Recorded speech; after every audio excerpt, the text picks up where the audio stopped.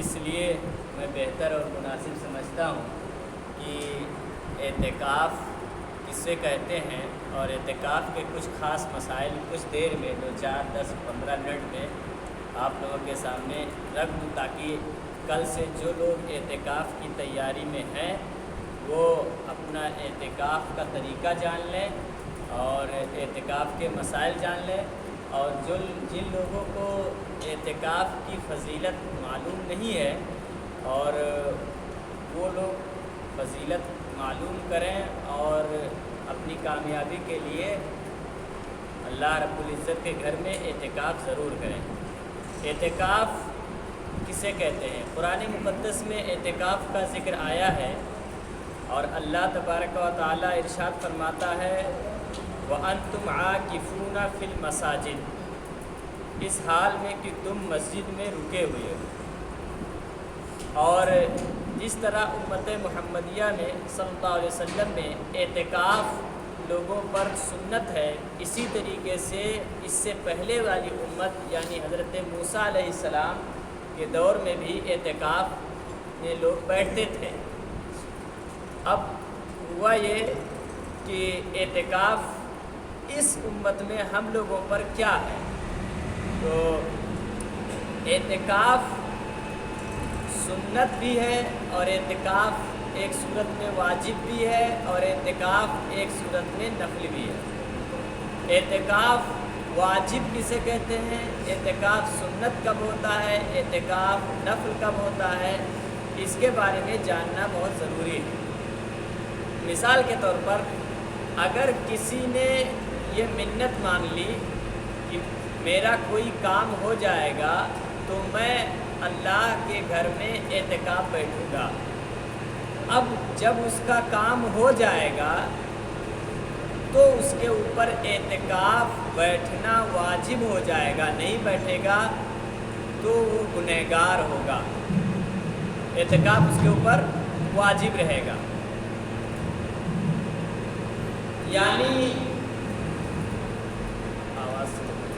یعنی اس کے اوپر اعتکاف واجب رہے گا۔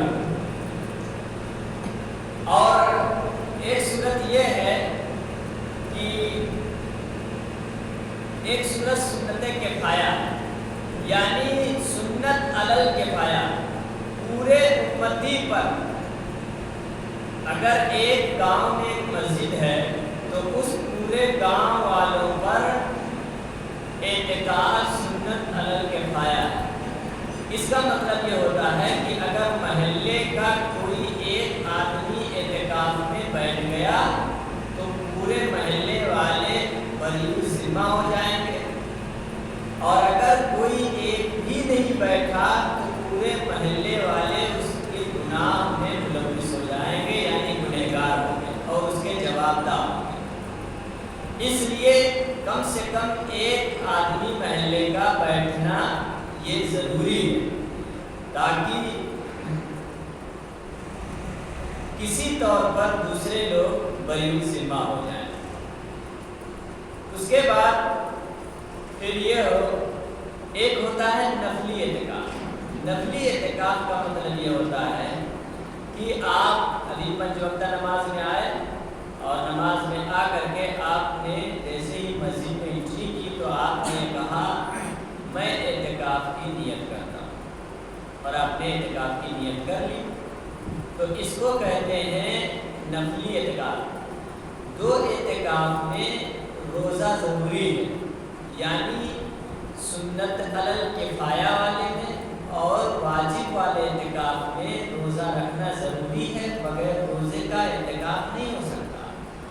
اور یہ تیسرے والے اعتکاف میں جو کبھی بھی آپ اعتکاف کی نیت کر لیں تو ثواب ملتا رہتا ہے، جیسے مغرب میں آئے تو اس میں روزہ ضروری نہیں۔ یہ بات آپ نے جان لی ہے۔ اور ابھی جو ہم اعتکاف کر رہے ہیں وہ اعتکاف سنت علی الکفایہ کی بات کر رہے ہیں۔ اس اعتکاف کے بارے میں میرے آقا سرور کائنات صلی اللہ علیہ وسلم نے ارشاد فرمایا، حضرت عائشہ اس کی راوی ہیں، فرمایا کہ جس نے اعتکاف کر لیا رمضان کے آخری 10 دن میں تو اللہ تبارک و تعالی اس کو اتنا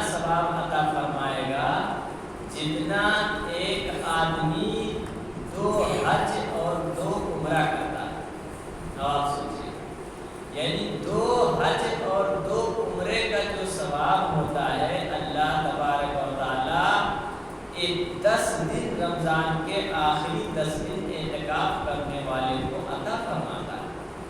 آپ سوچیے، اور ایک اور حدیث پاک ہے، میرے سرکار ارشاد فرماتے ہیں کہ جو شخص اعتکاف کرے آخر کے 10 دنوں میں رمضان مبارک میں، تو اللہ تبارک و تعالیٰ اس کے پچھلے تمام گناہوں کو مٹا دے گا، اور جو نیکی باہر لوگ کرتے ہیں اور جو وہ نہیں پاتا ہے یہاں، اللہ تبارک و تعالیٰ اس کو بغیر نیکی کیے اس کو اس کا اجر عطا فرمائے۔ اس کا مطلب یہ ہے کہ اعتکاف کی بڑی فضیلت ہے۔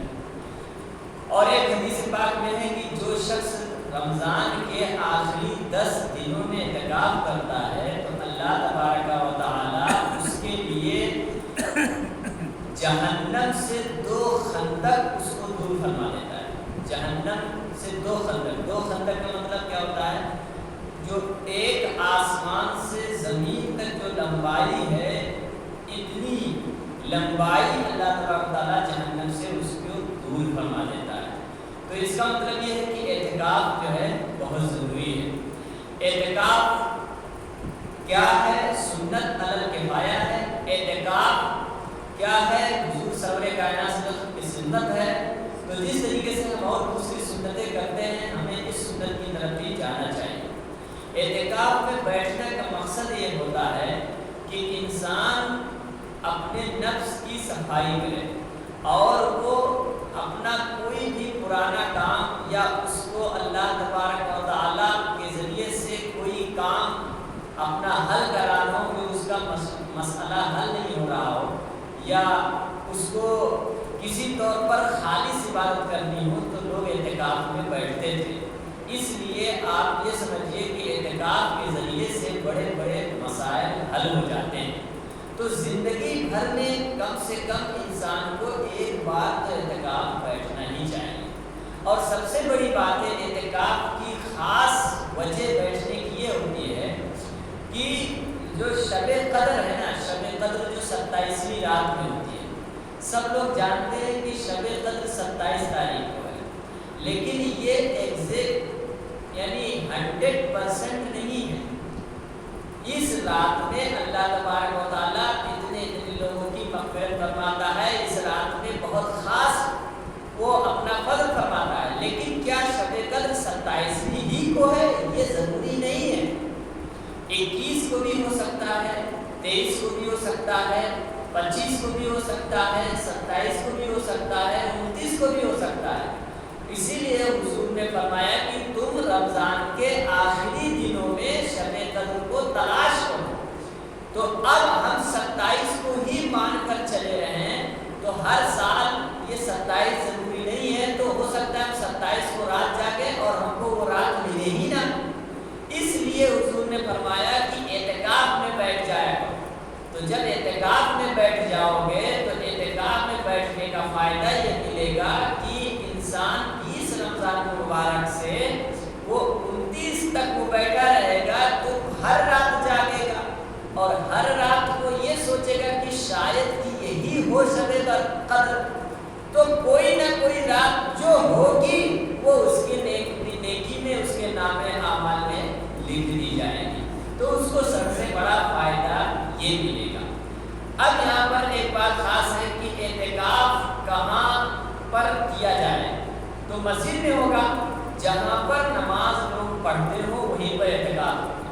ایک ہوتا ہے مسجد اور ایک ہوتی ہے فنائے مسجد۔ مسجد اور فنائے مسجد کا مسئلہ سمجھ لیں تو اعتکاف میں بیٹھنے والوں کو کہاں چلنا ہے، کہاں تک اٹھنا ہے، کہاں تک جانا ہے، اس میں دقت نہیں ہوگی۔ مسجد اسے کہتے ہیں جہاں پر سجدہ کیا جائے، اور بنائے مسجد اسے کہتے ہیں، امام اہل سنت فرماتے ہیں کہ وہ جگہ جو مسجد کے لیے نہیں بنائی گئی ہے لیکن مسجد کی ضرورت کے لیے بنائی جائے۔ مثال کے طور پر اس میں وضو خانہ ہے، مسجد کے لیے نہیں بنائی گئی، یعنی وضو خانہ سجدے کے لیے نہیں بنایا جاتا لیکن مسجد کی ضرورت کے لیے وہ بنایا گیا ہے۔ اسی طریقے سے چپل اتارنے کی جگہ، اسی طریقے سے زینہ، اسی طریقے سے مان لیجیے غسل خانہ، اسی طریقے سے استنجا خانہ، تو یہ سب کیا ہے؟ بنائے مسجد ہے، یعنی یہ مسجد کی ضرورت کے لیے بنایا گیا ہے۔ تو اب جو شخص اعتکاف میں ہے وہ مسجد میں اور بنائے مسجد، یعنی جس جگہ کو مسجد کے ضرورت کے لیے بنایا گیا ہے وہاں پر وہ جا سکتا ہے، اس کے اعتکاف میں کوئی حرج نہیں آئے گا۔ سمجھ گئے؟ یعنی وہ غسل خانے میں جا سکتا ہے مسجد کے، وہ وضو خانے پر جا سکتا ہے، وہ مثال کے طور پر کھانا کھایا اور رات میں کھانے کے بعد اس کو ٹہلنے کی آوشکتا ہوئی تو وہ جا کر کے وضو خانے کے پاس گھوم بھی سکتا ہے، ٹہل بھی سکتا ہے۔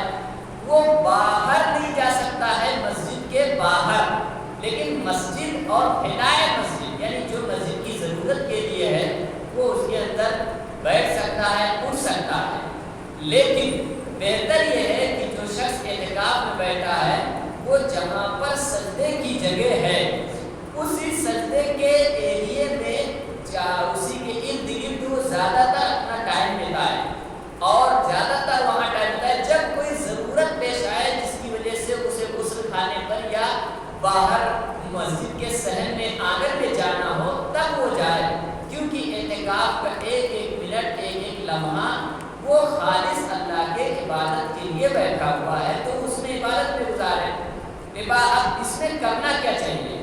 اگر جو شخص اعتکاف میں بیٹھے تو اس کو چاہیے کہ درود پاک کثرت سے پڑھے اور استغفار کثرت سے کرے، اور اگر اس کے پاس کوئی بک ہو اسلامیات کی تو وہ اسلامیات کی بک اپنے پاس رکھے اور اس کا مطالعہ کرے، صحابہ کی سیرت کا اور تاریخ اسلام کا مطالعہ کرے، اور یا تو پھر وہ یہ کرے کہ وہ قرآن مقدس کی تلاوت کرے کثرت سے، یا پھر وہ یہ کرے کہ اپنے عمر میں جتنی نمازیں اس کی قضا ہوئی ہیں تو وہ قضائے عمری کو پڑھتا رہے، اور یا تو پھر یہ کرے کہ وہ نفل نماز پڑھتا رہے، یعنی اتنی وظیفوں میں سے کوئی بھی وہ وظیفہ کرتا رہے اور اللہ تبارک و تعالیٰ سے وہ دعا مانگے کہ اللہ میری بگڑی یا میرا جو کام ہونا ہے مولا تو اس میں مدد عطا فرما، تو اللہ تبارک و تعالیٰ اس کے تمام امور کو اس میں مدد فرمائے گا اور اس کا تمام کام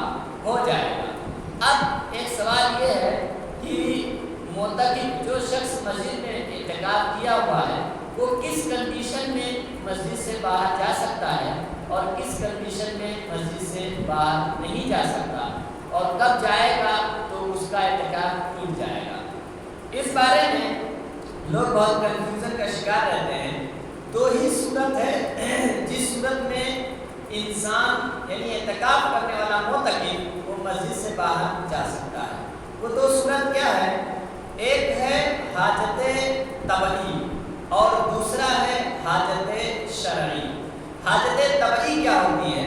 حاجت طبعی کہتے ہیں کہ انسان کو پاخانہ، پیشاب، استنجا، غسل، وضو یہ ساری ضرورتیں کرنی ہو اور مسجد میں وہ اویلیبل نہ ہو تو پھر وہ ان ساری ضرورتوں کو پورا کرنے کے لیے وہ مسجد سے باہر اتنی ضرورت کے لیے وہ جا سکتا ہے، اگرچہ وہ کتنا دور اس کو جانا پڑے، چاہے اس کو اپنے گھر جانا پڑے، لیکن یاد رہے کہ نہانے کے لیے یا وضو کے لیے وہ باہر جبھی جا سکتا ہے جبکہ مسجد میں یہ چیز اویلیبل نہ ہو تب، اور اگر مسجد میں وضو خانہ اور غسل خانہ بنا ہوا ہے تو پھر اس انسان کو غسل کے لیے اور وضو کے لیے باہر جانا جائز نہیں ہے۔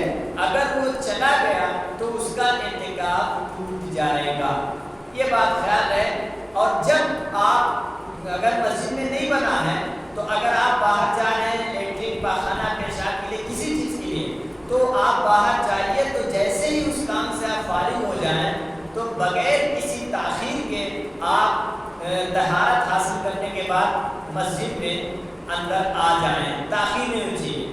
یہ ہو گئی آپ کی حاجت طبعی، اس صورت میں وہ جا سکتا ہے۔ دوسری چیز ایک اور صورت ہے، وہ یہ ہے حاجت شرعی۔ حاجت شرعی یہ ہے کہ ایسی مسجد میں اس نے اعتکاف کیا ہے جس مسجد میں جمعہ کی نماز نہیں ہوتی ہے، یعنی جماعت نہیں ہوتی ہے، تو اب جمعہ کا دن آ گیا تو پھر اس کو جمعہ کی نماز پڑھنے کے لیے اس کو دوسری مسجد میں باہر جانا یہ اس کے لیے جائز ہے اور اس سے اس کا اعتکاف نہیں ٹوٹے گا۔ لیکن اس کو یہ خیال رکھنا چاہیے کہ وہ آخری ٹائم پر اپنی مسجد سے دوسری مسجد میں جمعہ کی نماز کے لیے جائے، یعنی جب اس کو یہ ہو جائے کہ خطبہ مان لیجیے 15 منٹ پر ہے تو وہ 5 منٹ پہلے ہی وہاں مسجد میں پہنچے۔ زیادہ دیر تک اپنی مسجد سے غائب رہنا اور کہیں اور رہنا یہ ناپسندیدہ ہے۔ حالانکہ اگر وہ کثیر ٹائم وہاں گزار دے گا تو بھی اس کا اعتکاف نہیں ٹوٹے گا، لیکن یہ پسندیدہ نہیں ہے۔